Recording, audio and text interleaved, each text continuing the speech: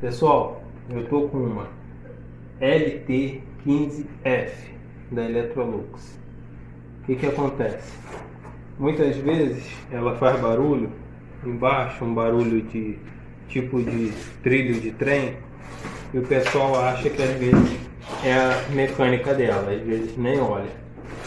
Eu tirei a saia dela e deitei ela aqui com o mecanismo dela aqui embaixo e a base dela, o painel em cima, para mostrar a vocês, ó.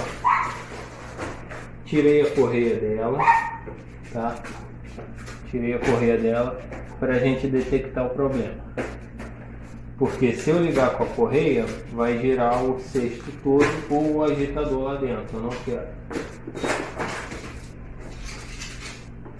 Vamos botar para centrifugar primeiro.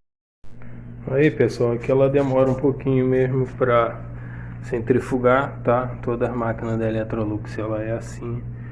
Mas deixa eu mostrar vocês aqui, ó. Olha o motor. Tá bem enferrujado aqui, ó. Tá vendo? O que acontece? Quando começa a vazar água lá dentro, a água começa a pingar, cai na polia e a polia joga no motor. Olha o barulho que tá o motor, ó.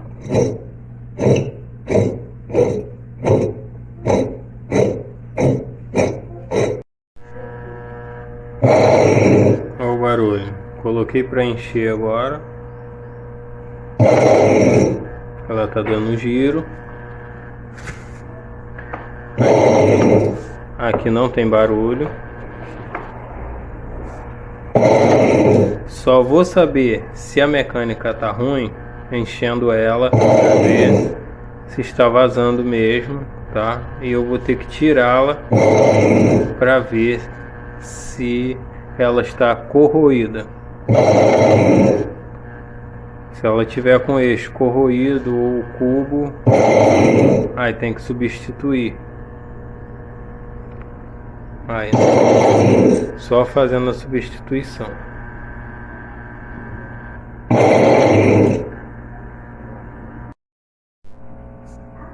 Então pessoal, ó, ela começou a dar sinal, vai fazer uma ronqueira danada.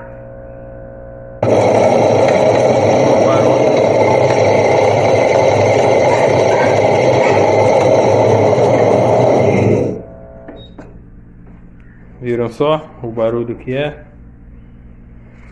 Então, agora o problema do barulho é o motor, tá? Até a próxima aí, pessoal. Se inscrevam lá no canal, dê um joinha aí e até a próxima.